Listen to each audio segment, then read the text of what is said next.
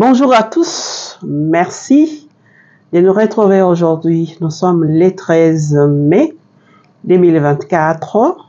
J'espère que nous avons passé un bon week-end et que nous avons repris la semaine aujourd'hui avec force. Et nous disons merci au Seigneur pour la force qu'il nous donne, pour la joie, la vie, qu'il nous donne ses grâces au Seigneur que nous avons aussi les dons de la vie. Et par là, je profite à souhaiter à la sœur Elvire, fille de Saint-Paul, qui célèbre son anniversaire aujourd'hui. Sœur Elvire, bon anniversaire. Nous attendons les gâteaux, c'est toi-même qui sais bien faire toutes ces choses-là. Alors, revenons d'abord à notre actualité du jour. Et nous souhaitons aussi heureux anniversaire à tous ceux qui vont fêter tout au long de cette semaine. Aujourd'hui, je suis venue juste pour 4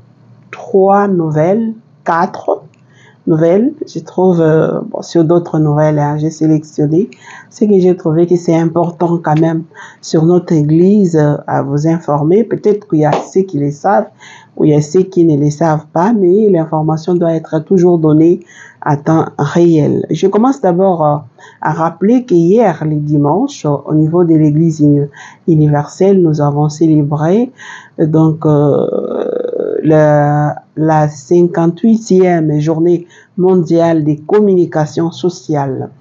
Et chaque année, les Saints-Pères proposent, le Pape François propose un thème que nous, dans l'Église catholique, nous réfléchissons, les thèmes qui a trait ou qui est dans les domaines de la communication.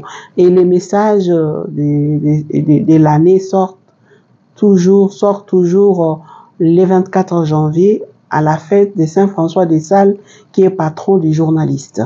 Donc ça sort au mois de janvier et c'est comme aussi les autres années, cette année, donc les messages étaient sortis depuis le 24 janvier. Mais on célèbre donc cette fête.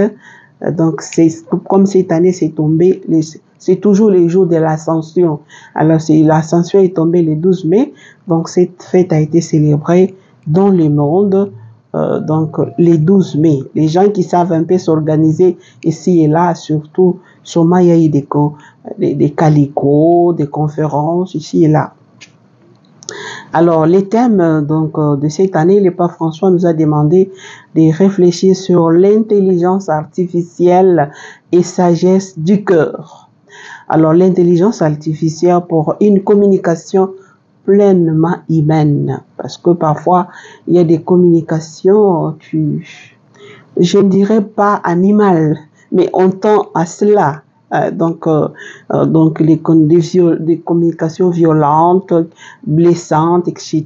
Mais ici, on parle de la communication pleinement humaine, dans lesquelles le Pape François fait les liens entre l'impact de l'intelligence artificielle dans notre société et aussi la dignité humaine. Donc, et c'est important à les savoir. Alors, dans son message, le Pape François donc a essayé d'abord de proposer une réflexion sur l'intelligence artificielle qui est en train de modifier, l'intelligence artificielle est en train de modifier radicalement l'information et la communication, si on ne fait pas attention. Et le pape insiste notamment sur le fait qu'il faut rester pleinement humain et qu'il est nécessaire d'orienter la mutation culturelle en cours dans les bons sens, pas dans les mauvais sens, mais dans les bons sens. Pourquoi? Parce que les progrès ne doivent pas être considérés comme un frein. Aujourd'hui, nous pouvons parler avec quelqu'un qui est à New York, parce que tout ça c'est à cause du progrès, de la technologie, de l'intelligence humaine, de l'intelligence artificielle. Donc alors le pape demande qu'il faut intégrer que le développement de l'intelligence artificielle mène à autant d'opportunités qu'à grave danger. Il suffit tout simplement de les découvrir. Alors le Saint-Père explique qu'en nous dotant d'un regard spirituel en retrouvant une sagesse du cœur, nous pouvons lire et interpréter la nouveauté de notre temps et à découvrir surtout la voie d'une communication pleinement humaine. Alors, il propose ainsi des modèles de régulation éthique. Il faut qu'il y ait l'éthique afin de limiter les risques parfois d'injustice, des inégalités sociales que nous vivons aussi même dans la société congolaise. De cette manière, le pape François appelle donc la communauté internationale à travailler ensemble afin d'adopter un traité international contraignant qui réglemente le développement et l'utilisation de l'intelligence artificielle sous ses multiples formes. Parce que l'intelligence artificielle prend beaucoup de formes en ce sens-là. Et le pape ajoute enfin que dans les domaines de la presse, par exemple, l'utilisation de l'intelligence artificielle pourra apporter une contribution positive dans la mesure où elle n'annulera pas les rôles des journalistes que nous sommes dans ces domaines, mais au contraire, cette intelligence artificielle peut nous accompagner parce que son objectif principal est de grandir ensemble en humanité. Grandir ensemble en humanité. Donc, si vous voulez, ça c'est les résumés que je viens de faire, vous voulez quand même lire, surtout les journalistes, les gens qui sont bien instruits, qui veulent bien un peu savoir, allez sur le site Vatican Va et vous trouvez les messages en intégralité. Ce n'est pas encore tard. Vous pouvez aussi réfléchir avec vos groupes sur l'intelligence artificielle qui est en soi une chance et aussi un danger. D'où il faut savoir utiliser l'intelligence artificielle. Et puisque nous ne pouvons pas aujourd'hui, tout ce que les réseaux sociaux nous donnent, nous allons gober seulement sans autant suivre ce que aussi notre réflexion. C'est là où je suis très contente de ce que nous propose notre philosophe de la déconstruction, Jacques Derrida, qui nous dit la technologie nous arrive sans nous. Et donc on est devant là, ça nous arrive sans nous. D'où nous devons savoir analyser ce qui nous arrive. Alors il propose les étapes à suivre face à ce qui nous arrive. Donc il dit d'abord les droits des regards. Je regarde. Il faut pas fuir, il faut regarder. Après avoir regardé, il faut savoir sélectionner si je trouve que c'est important. Après la sélection, j'essaie d'interpréter. Après l'interprétation, alors il y a droit de réponse qui me conduit à la responsabilité. Je donne l'exemple, par exemple, on nous propose la publicité. Il y a la publicité de Coca-Cola, il y a la publicité de Fanta. Alors, les deux choses m'arrivent. Je dois pouvoir m'arrêter, regarder, et puis je sélectionne. Je prends d'abord Fanta. On me dit c'est bon, il faut boire parce que ça donne l'énergie ou quoi, etc. Ou Coca, l'un ou l'autre, je prends. Alors, quand je sélectionne, par exemple, Coca ou Fanta, je sélectionne une des deux boissons là. Je sélectionne. Alors, on me dit que c'est bon. Je sélectionne, j'essaie même d'interpréter pourquoi on me dit que c'est bon. Je pars donc chercher quels sont les composants qu'on a utilisés pour fabriquer cette boisson-là. Je regarde. Si je vois qu'il y a non, ça c'est nocif. Alors pourquoi on dit que c'est bon? Alors j'interprète. Donc, c'est juste pour vendre. Malgré que cela, ça fait mal aux gens. Vous voyez, je viens d'interpréter. Alors, après avoir interprété, je donne une réponse. Ma réponse est que non, donc je ne vais pas prendre. À ce moment-là, où j'achète ou je ne prends pas, alors je prends une décision responsable. Et nous sommes habitués seulement à réfléchir selon la doxa. Ce qui est dit dans la cité, on a dit que ça fait ceci, on a dit, et c'est comme ça, on s'embrouille. Je pense qu'il est grand temps, dans notre vie même de tous les jours, tout ce qui nous arrive, nous devons savoir réfléchir. C'est comme ça qu'aujourd'hui, les Congolais sont tellement manipulés avec des faussetés dans les réseaux sociaux parce qu'on ne réfléchit pas. On a dit seulement, on a dit. Donc, les oui-dire, ce qui est dit, on multiplie ça. et on nous manipule. Donc faites attention, allez lire sur l'intelligence artificielle, c'est très important. Ça, c'est les premiers points que j'ai tenu quand même à vous informer. Le deuxième point, là, nous allons partir au diocèse d'Inongo, chez Monseigneur Donatien Bafouindissoni. Ces mots-là, souvent, ça me complique. Alors, Monseigneur Bafouindissoni, c'est pour la première fois que l'évêque est arrivé dans la cité de Mumbié, dans les Kasaï. Je sais pas si comme ça on prononce. Alors, sur la rivière Kasaï, dans les territoires de Koutou, ceux qui les connaissent. Alors, le motif du voyage de l'évêque, donc, d'Inongo, c'était d'abord pour la bénédiction et l'inauguration de la première église de cette cité. Alors, cette église a été construite avec la contribution des chrétiens eux-mêmes de cette cité-là. C'est quelque chose à féliciter, hein. Donc, vous devez soutenir l'église, vous devez soutenir les gens qui font des bonnes choses, comme nous autres ici. Nous nous mettons là à parler, à vous donner des informations. Je dois avoir les micros, je ne demande pas, hein, mais parfois il y a toujours des gens de bonne volonté qui peuvent. Alors, je vous invite, nous allons suivre donc ces reportages pour comment il a été accueilli, etc. dans les mots, Seigneur, et donc Donatien Bafouindissoni, et puis nous allons nous retrouver pour autre chose.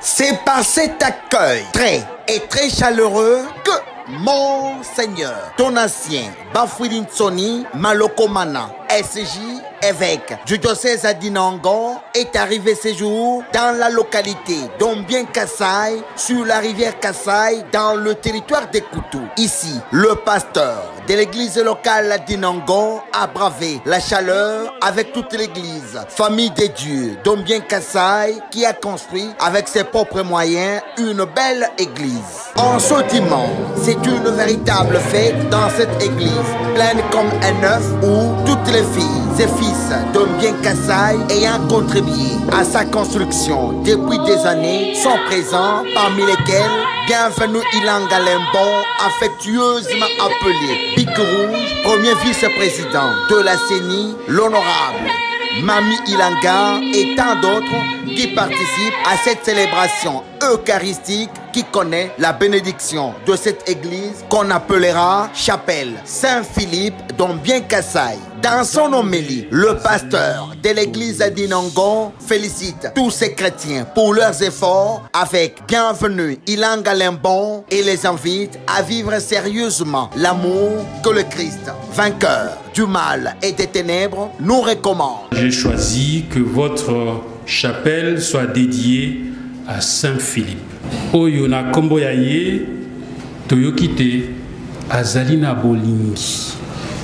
Kaka toloba ya ba mpunda te kasi bolingi ya baninga akobombela bango makambo matali nzambe te. Il s'en est suivi la remise des cadeaux du presbytérium du diocèse de Kenge à la grande satisfaction de toute la population d'Ombien Kasaï. Tozwi église asika tokobatela ngo malamu na sepeli mingi pona Bic Rouge makambo asali pona mboko na biso isengo pona mboko na biso mobimba oyo masa asali pona mboko na biso tozokumisa ye makasi. Notez que c'est pas un sacré repas copieux et un grand concert avec la célèbre danse Sakata Mouyene Mpakenso et du groupe Pati Asanta que tout a été sanctionné à la chapelle Saint-Philippe d'Ombien Kasaï.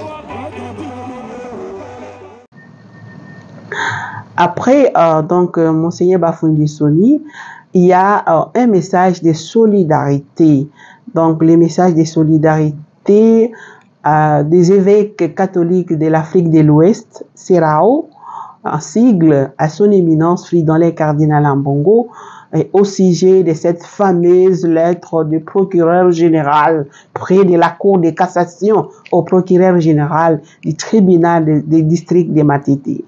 Donc, je ne fais pas retourner sur cette affaire, mais je voulais juste quand même, parce que l'effort est là de la part de ces évêques-là qui soutiennent notre tata cardinal. Alors, je voulais quand même vous faire savoir que la lettre existe, c'est important de le savoir. Alors, la lettre, c'est du 10 mai, hein, c'est récent, c'est les vendredis. Donc, j'ai pas eu le temps en week-end, les samedis pour vous donner. J'ai privilégié d'abord Goma, comme c'était les jours même, je vous ai donné ça. Alors, ça, c'est important aussi de lire ça. Message de solidarité à son éminence Fridolin Cardinal Ambongo, archevêque de Kinshasa, président de Cheyam, République démocratique du Congo. Alors, qu'est-ce que les évêques de l'Afrique de l'Ouest disent? À vous, éminence, à vous, grâce et paix en Christ Rédempteur. C'est au nom des cardinaux, hein? Vous suivez, hein? C'est au nom des cardinaux, archevêques et évêques des conférences épiscopales réunies de l'Afrique de l'Ouest, CERAO, que je vous écris pour exprimer notre solidarité avec vous en ces temps de preuve. Nous suivons avec inquiétude les événements de ces derniers jours, notamment l'ordonnance du 24 avril du procureur général près de la Cour de cassation de la République démocratique du Congo, M. Firmin Monde Mambou, au procureur général du tribunal des districts de Matete à Kinshasa, d'ouvrir une enquête sur les comportements séditieux présumés du cardinal Ambongo. Nous vous prions d'accepter notre expression de solidarité pour ces harcèlements et les traitements dégradants. Ce n'est pas moi qui l'ai dit, hein. Ça y est dans la lettre des évêques et cardinaux et archevêques de l'Afrique de l'Ouest. Nous vous encourageons à tenir ferme face aux défis sécuritaires persistants et à la mauvaise gouvernance en République démocratique du Congo. Hein? Donc, ils reconnaissent qu'il y a la mauvaise gouvernance en République démocratique du Congo. Et je continue la lettre. Et à continuer de partager les messages de l'évangile de Jésus-Christ en restant fidèle à votre mission prophétique. Éminence, nous vous portons dans nos prières. C'est les évêques, les évêques cardinaux et archevêques de l'Afrique de l'Ouest. Hein? Je suis en train juste de lire la lettre. Éminence, nous vous portons dans nos prières. Nous prions aussi pour vos fidèles. Nous vous souhaitons les bénédictions continues de Dieu et des initiatives renouvelées dans votre ministère pastoral. Éminence et chers frères, veuillez agréer l'expression de nos sentiments les plus fraternels, in Christo et Ecclesia. Monseigneur Alexis Touaboul Yulo, donc c'est lui qui est le président des cardinaux, des archevêques, des évêques de la conférence épiscopale de l'Afrique de l'Ouest. Et ils se sont réunis, hein, et à cette occasion-là, ils ont adressé ces messages. Je tenais juste à vous informer que parmi tant d'autres lettres que je vous ai lues ici de l'Afrique, des évêques de Centrafrique, vous savez, tout ça, j'ai lu. Alors, j'ai tenu aussi à vous lire ça. Et la dernière nouvelle que je voulais vous informer, c'est aussi la visite de son éminence Angel Fernandez, cardinal Artim. Il est membre des dicastères pour l'Institut de vie consacrée et Société de vie apostolique et recteur majeur du Père salésien de Don Bosco. Donc, il est en tournée en République démocratique du Congo. Il était d'abord à l'est de la République, à Ovira, tout ça, il est arrivé là. Et après la visite à l'est de la République démocratique du Congo, il a été accueilli à Lubumbashi le samedi 11 mai. Il est en visite, hein, des réconforts, etc. Donc voilà tout ce que je peux vous dire aujourd'hui. Sinon, il n'y a pas autre chose qui dérange ici et là. S'il y avait, j'aurais vous informé, mais sinon, on est là, jusque-là. Et nous continuons encore à prier pour les pèlerinages à Isiro. La fête sera célébrée donc le 1er mai. Commencez à garder l'argent pour aller en pèlerinage. Ce sera une grande messe où, donc, comme on a célébré Donc, comme on a fêté ou célébré les congrès eucharistiques, 3e congrès eucharistique à Lubumbashi, nous serons à I0. Donc, commencez à garder déjà votre argent pour les voyages. Nous vous invitons et demandez les grâces nécessaires déjà pour que notre annualité soit canonisée. Nous attendons ça, que notre annualité fasse un miracle, s'il vous plaît, pour qu'il soit canonisé. Et par là aussi, par ricochet aussi annualité, pourquoi pas Bakanja aussi, que nous puissions peut-être à cette occasion aussi fêter la canonisation, pourquoi pas. Continuons à prier par l'intercession de la Vierge Marie, etc. En tout cas, merci beaucoup de nous avoir suivis et restons toujours unis dans la prière pour que notre pays retrouve la paix. Et bienvenue aux nouveaux abonnés. Je ne pouvais pas quand même finir donc cette communication sans souhaiter la bienvenue aux nouveaux abonnés. Donc continuez directement à nous abonner et nous sommes déjà dans les 4848 abonnés, 4848 abonnés. D'ici là, nous allons arriver dans les 5000.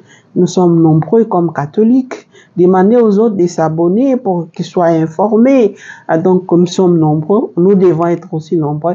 C'est votre chaîne. Nous sommes là pour donc vous informer, cliquer, liker, demander aux autres de s'abonner. C'est une façon de nous soutenir. Votre abonnement, c'est aussi notre soutien. Voilà. Merci et à très bientôt.